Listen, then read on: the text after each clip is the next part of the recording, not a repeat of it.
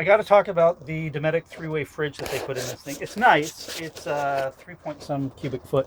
In my CS, Roadtrek CS Adventurous, I've got a 7 cubic foot refrigerator. I never used all that space. Maybe again, if I was boondocking, it was just wasted space for me. So this is plenty of space for me. You can see here, this is the freezer here. I can easily pull that out if I want more storage space. It's got a nice crisper down here. But what I really want to talk about is the three-way. My Roadtrek in general has moved away from three-way. They use compression refrigerators. So you probably know there's two types of refrigerators right now in the RV industry. There's the propane three-way. So right now, for instance, my refrigerator is operating off propane.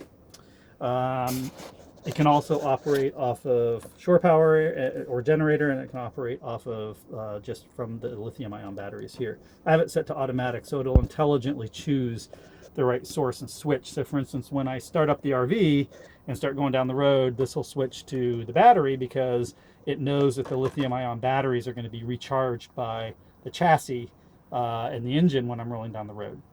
So that's kind of nice. However,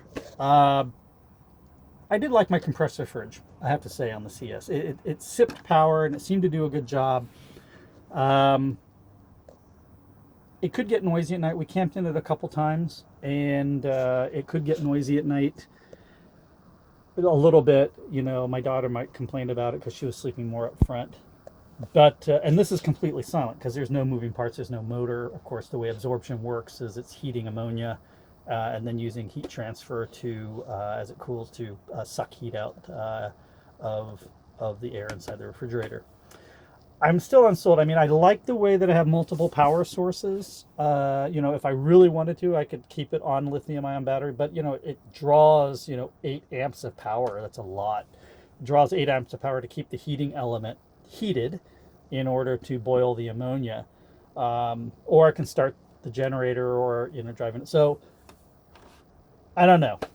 I'm still on the fence about it. My Roadtrek, because I do coffee, so I've got my cream in here. And what has to happen right now is at night, I have to take the cream out of the refrigerator, take it inside the house, put it in our refrigerator in the morning, bring it back out again. I would never have to do that in my Roadtrek. I would just keep it in the refrigerator, keep the refrigerator on all the time. Overnight, it might discharge the battery 25% or so, but in the day, the sun's going to come back out and the solar panels would charge it back up again. So unless it was a really hot day and the refrigerator side was sitting on the sun side, I really didn't have to worry about it.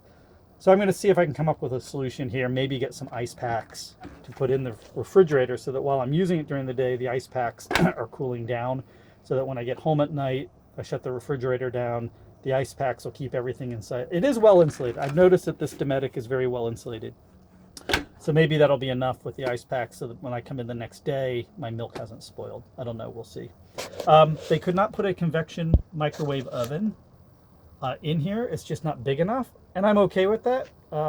It would have been nice if they had a convection, but they couldn't put the convection in. So this is just a regular microwave, but it works fine for me.